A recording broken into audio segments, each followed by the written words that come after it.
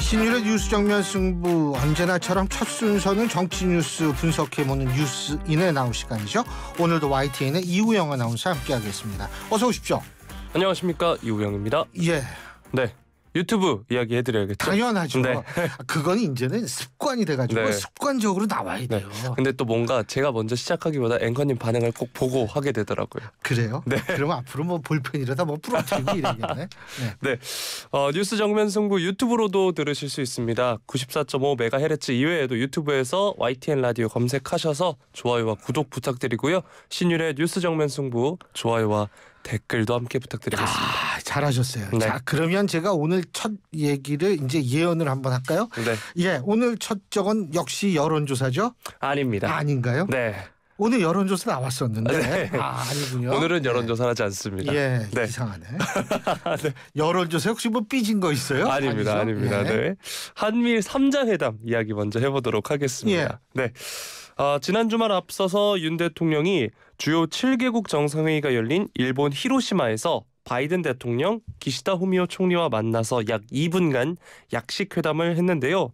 바이든 대통령이 이 자리에서 추가적인 한미일 정상회담을 위해 윤 대통령과 기시다 총리를 워싱턴으로 초청하겠다, 이런 의사를 밝혔다라고 로이터 통신 등이 보도를 했습니다. 예.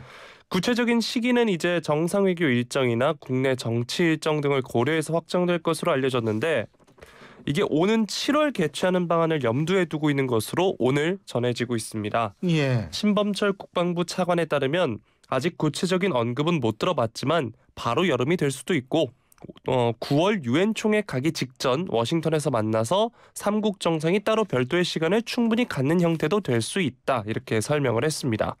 만약 이번에 워싱턴 3자 회담이 성사가 되면 처음으로 다자 회의를 배경으로 하는 것이 아니라 3국 간 별도 회담을 갖는 것이 되는데요. 즉, 그 자체만으로도 한미일 3국 간 협력 수준이 한층 높아졌음을 보여준다는 의미가 있습니다. 바이든 대통령이 워싱턴으로 한일 정상을 초청한 것은 그만큼 한미일 삼각 공조에 대한 의지를 보인 것으로 대통령실은 평가를 하고 있고요. 이 3자 회담에서는 히로시마에서 합의한 3국 간 공조의 새로운 수준의 발전을 뒷받침하기 위한 공조 방안 논의가 이뤄질 것으로 보입니다. 이와 관련해서 새로운 수준의 공조 발전은 3국 정상 간 협력 체제를 정례화된 협의체 수준으로까지 높이겠다는 의지를 표한 것이다, 이런 해석도 나오고 있는데요. 예. 먼저 윤 대통령의 사흘간의 주요 7개국 G7 정상회의 일정과 또 한미일 회담에 대한 앵커의 평가 어떠신가요? 일단은요. 네. 지금 왜 저거 보셨어요? 저는 그거 잠깐 봤는데 회의장에서 바이든 대통령이 이렇게 앉아 있다가 갑자기 일어나니 뛰어가요. 그래서 네. 어딜 뛰어가지? 보니까 윤 대통령이 그때 회의장으로 들어오고 있었거든요. 네. 윤 대통령을 보면서 뛰어가서 악수를 하면서 귓속말을 하는 장면이 카메라에 잡혔어요. 네. 사실 물론 진짜 반갑게 쓸 수도 있고, 근데 이제 이 정치라는 거는, 특히 외교라는 거는 행동에 의해서 여러 가지를 함축하게 보여주거든요. 그리고 바이든 대통령은 상원에 오래 있으면서 외교에 있어서는 달인이라는 얘기를 듣고 있는 대통령입니다. 그렇기 때문에 제가 볼 때 그거를 봤을 때 저는 어떤 생각을 했냐 하면, 야, 진짜 우리한테 여러 가지로 참 바라는 것도 있고 해줄 건 제가 모르겠는데 해줄 것도 사실은 원래 있어야죠. 그렇구나라는 걸 느꼈어요. 근데 이번에 한미일 정상회담 이제 초청을 했다. 근데 사실 이번에 한미일 정상회담이 사실상 안 된 거나 마찬가지로 5분 만났거든요. 네. 5분 만났으면은 5분 동안 뭔 얘기를 했겠어요. 사실 우리가 지금 얘기한 것도 지금 몇 시야? 5분 넘었어요. 네. 이거. 예? 그러니까 제가 볼 때에는 이번에 얘기를 못한 그러니까 시간에서 못한 부분에 대해서 다시 얘기를 하자, 이런 얘기일 텐데 저는 사실 자주 만날수록 좋기는 좋다고 봅니다. 자주 만날수록 좋고, 이런 거잖아요. 친구들도 오래간만에 만난 친구 만나면 할 얘기가 없잖아요. 사람은 자주 만나야 할 얘기가 생겨요. 예? 그렇기 때문에 이제 그런 것들, 전 그 요새 느꼈거든요. 네. 제가 옛날에 독일에서 공부할 때 친했던 애랑 한 2주에 한 번씩 이 화상 통화를 해요. 근데 네. 얘랑 오래간만에 만나서 할 때는 없는데 2주에 한 번씩 하면 할 얘기가 점점 늘어요. 그러니까 그런 식으로 제가 볼 땐 한미일 정상도 자주 만나는 건 좋다. 그리고 이번에 논의를 하지 못했던 부분에 대한 논의가 다시 있을 겁니다. 예를 들면 인도 태평양이라든지 이런 이 문제라든지 네. 이런 부분에 대한 논의는 있을 거라고 봐요. 예. 자, 이렇게 한미일 간의 공조가 상당히 강화가 되고 있는데 네.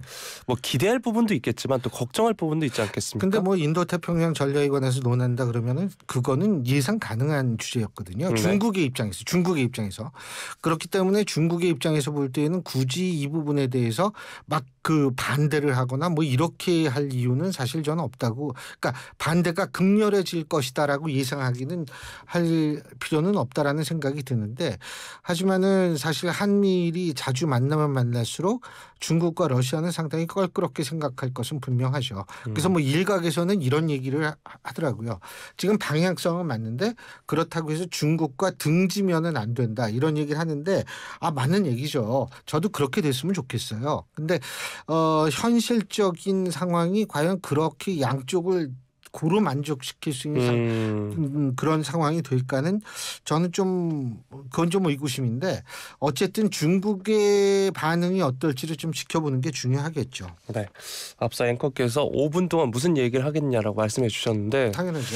저희는 그래도 5분 동안 가장 중요한 이야기를 했습니다. 유튜브 구독. 네. 사회생활이 점점 늘어요. 예? 뭐 어디서 과외해요 사회생활? 아닙니다. 아니에요? 똑같겠습니다. 근데 네. 점점 늘어요. 네, 감사합니다. 자, 다음 소식으로 넘어가도록 하겠습니다. 자, 일본 후쿠시마 제1원자력발전소 오염수 처리 과정을 점검하는 우리 정부 시찰단 오늘부터 일본에서 공식 일정에 들어갑니다. 앞서서 오프닝 때도 말씀을 해주셨는데 이 후쿠시마 오염수 대응 관계부처 태스크포스에 따르면 어제 일본을 방문한 시찰단이 오늘 자체 준비 회의에 이어서 일본 측과 기술 회의를 한다고 하고요.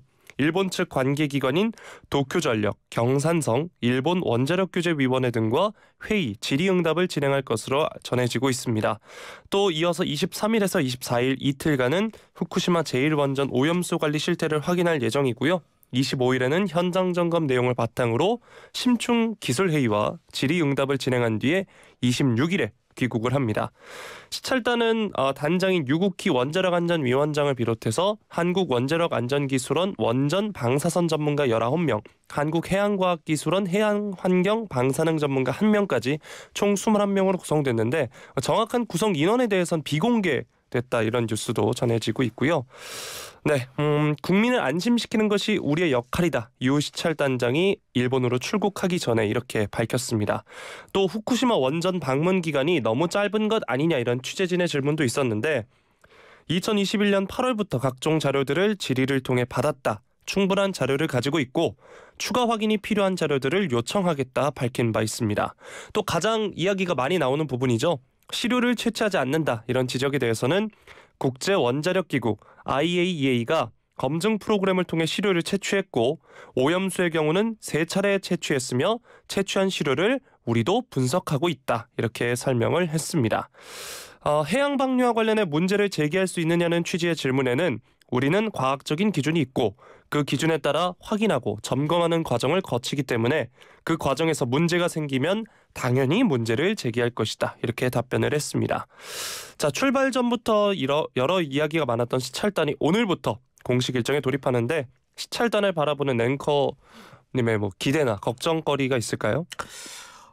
전 사실 여기에 대해서 문외한이죠. 단지 이제 제가 말씀드리고 싶은 것은 정치가 과학을 압도할까 봐 걱정입니다. 그러니까 실제로 아무리 충실한 데이터를 가지고 분석을 하고 아무리 우리가 가서 이분들이 사실 21명이요. 어떤 분들이냐 하면 보통 현장 실무가 10년에서 20년 정도 되는 전문가들이거든요. 그러면은 사실 이분들이 보면은 대충 분명히 어느 정도 결론을 내릴 수 있는 수준은 당연히 전 된다고 보는데, 문제는 데이터를 가지고 아무리 얘기를 해도 정치 논리가 만일 앞세우게 된다면 사실은 과학이 덮여져 버리는 상황이 초래될 수도 있어요. 저는 그런 부분이 상당히 좀 우려가 된다라고 생각을 하고요. 사실 우리는 그런 경험을 몇 번 가지고 있습니다.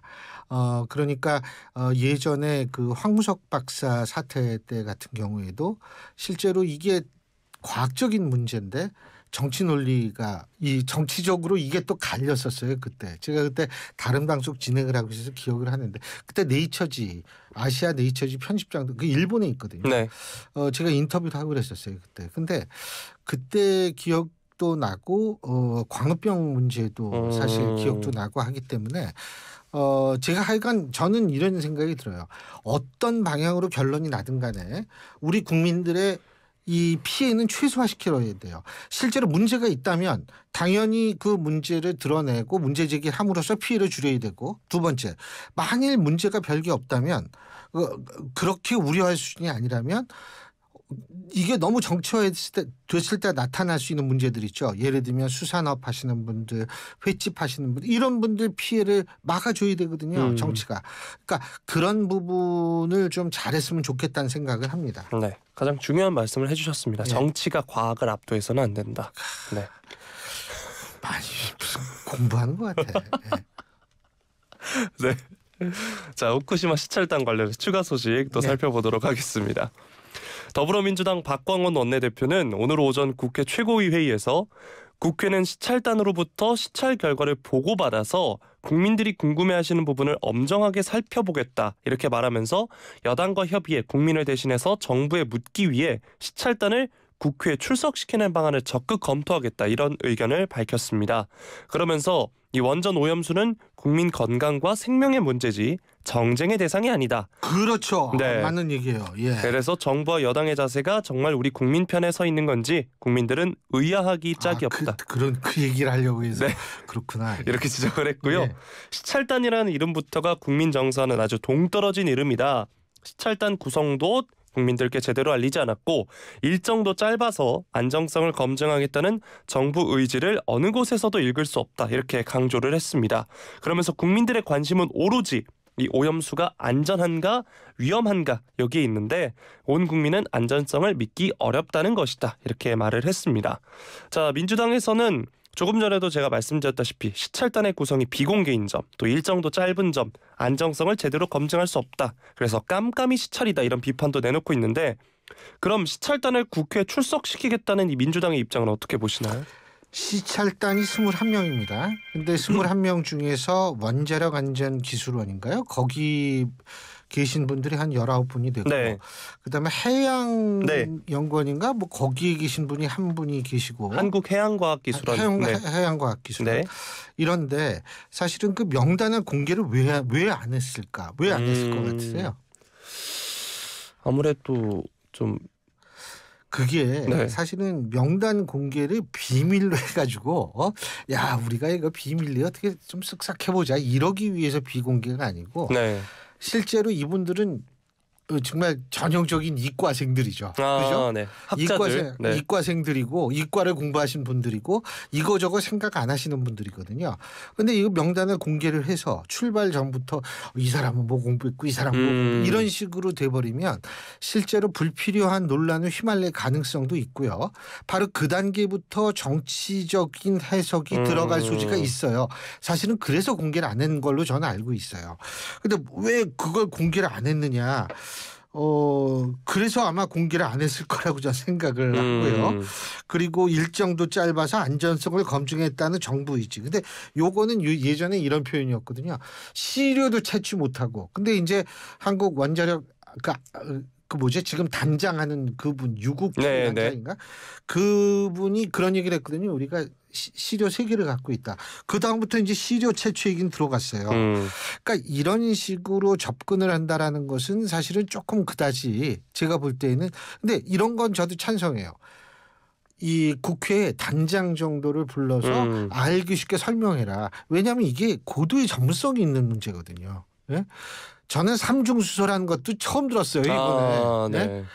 이런 무슨 수소무소지 삼중수소 그럼 사중수소 오중수소가 있나 뭐 처음 들었는데 이런 거를 좀 쉽게 설명을 할 수 있으면 되죠. 두 번째 국회의원도 알아들을 수 있어요. 네? 그분들의 전문성이 그 정도로 고도화됐는지 물론 뭐 한두 명은 있을 수 있겠죠. 하지만 중요한 건 한두 명만 알아듣고 딴 사람 못 알아들었을 때는 이게 또 문제가 될 수가 있거든요. 그래서 부르는 건 좋다. 단 쉽게 설명을 할 수 있게끔 만들고 거기에서 이제 이쪽에서 반박을 하기 위해서는 진짜 고도의 전문성이 필요한데 한번 지켜보겠습니다. 부담될까요, 본인들도? 네. 자, 다음 소식으로 넘어가 보도록 하겠습니다. 네. 이번에는 국회 정치개혁특별위원회에서 나온 소식인데요. 오늘 오전에 법안심사 제1소위원회를 열어서 국회 윤리심사자문위원회에 등록해야 하는 국회의원 당선인의 재산에 가상자산도 명시하도록 하는 내용의 국회법 개정안을 여야 만장일치로 의결했다는 소식입니다. 일단 현행법이 규정한 내용을 보면 국회의원의 사적 이해관계 등록 대상에 코인과 같은 가상자산도 포함해서 관련 의정활동이 있을지 모를 이해충돌에 방지하도록 한 것이 이번 이제 개정안의 핵심인 건데요.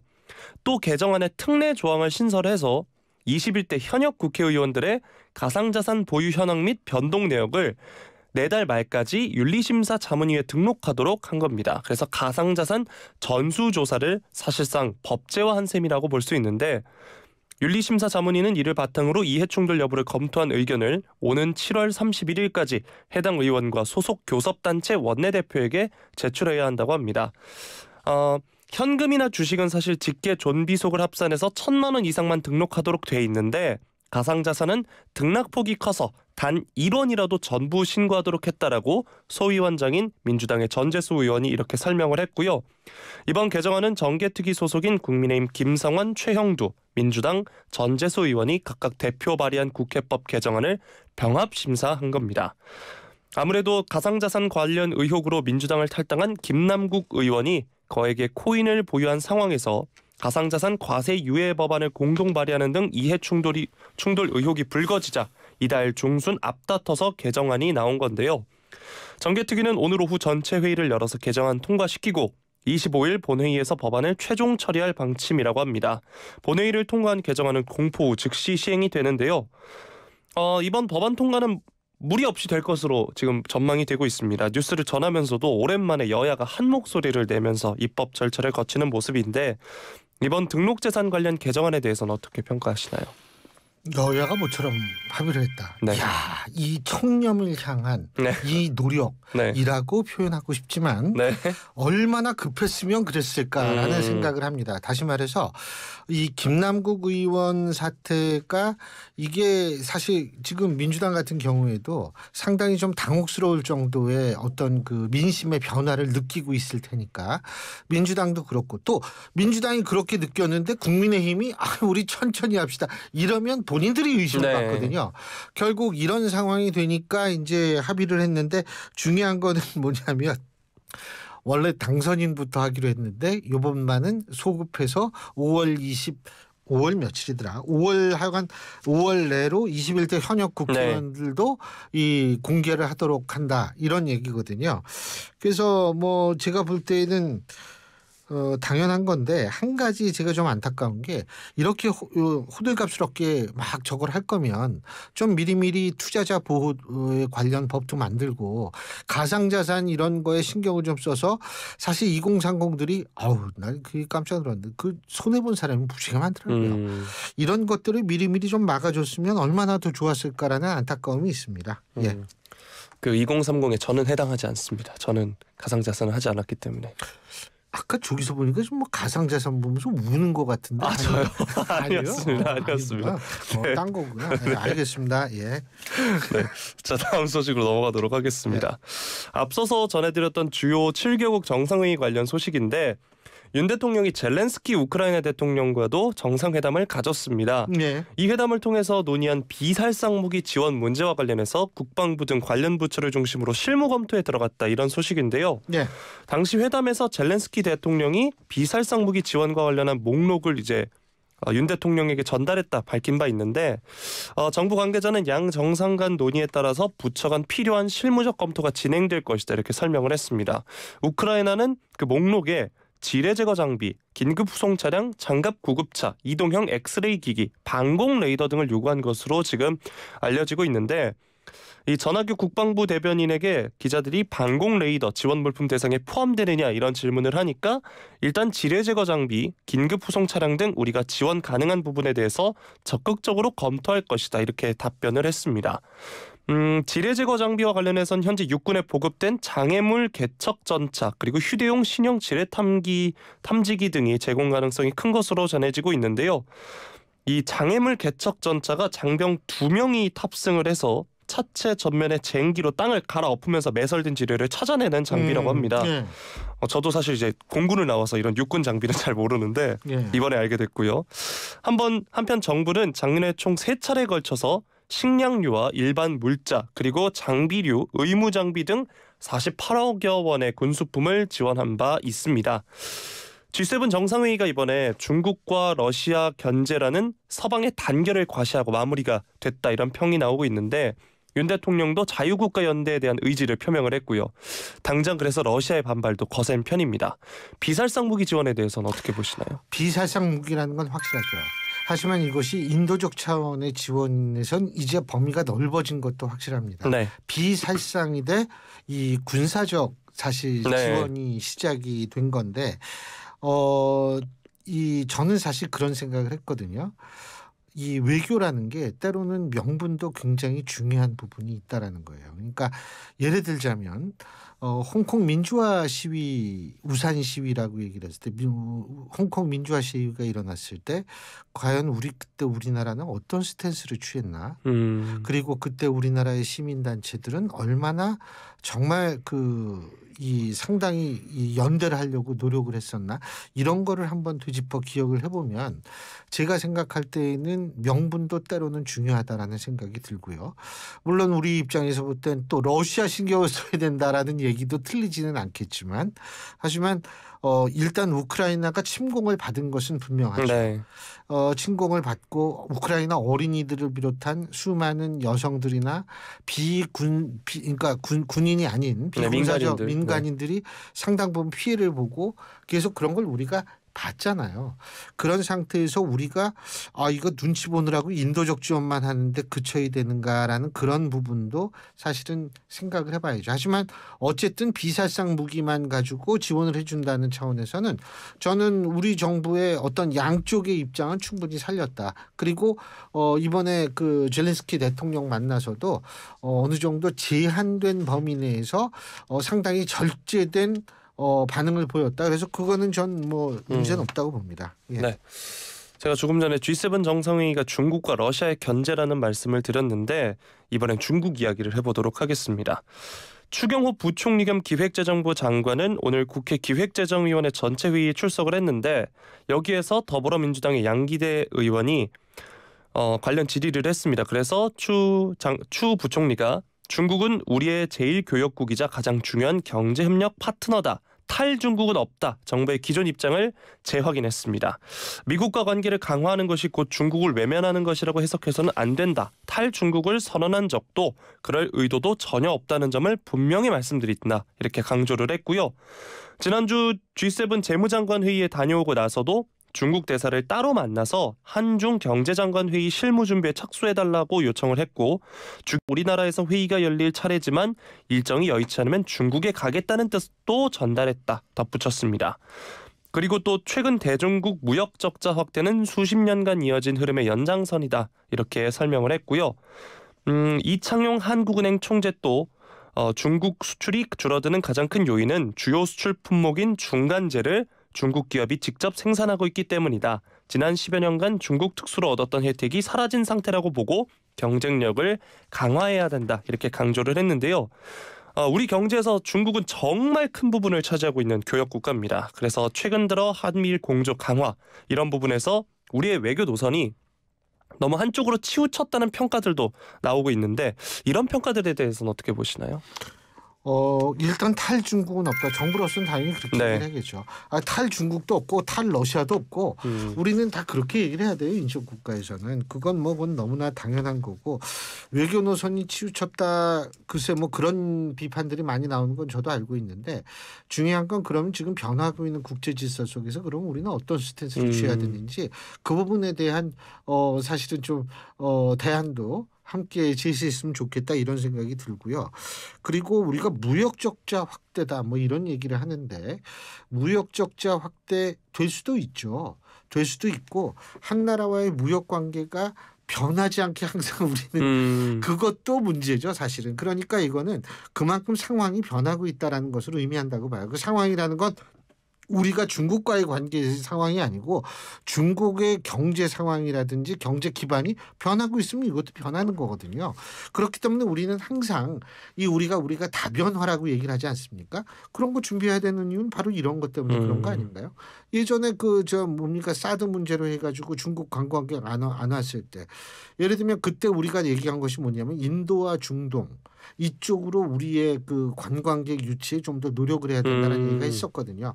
마찬가지입니다. 지금도 탈중국 뭐 하면 안 되겠죠. 뭐 저도 탈중국을 해야 된다는 생각은 아닌데 항상 언젠가를 대비하는 지혜가 필요하다는 생각이 듭니다. 네. 오늘 여기까지 하려면요. 네. 오늘 말씀 잘 들었습니다. 고맙습니다. 고맙습니다.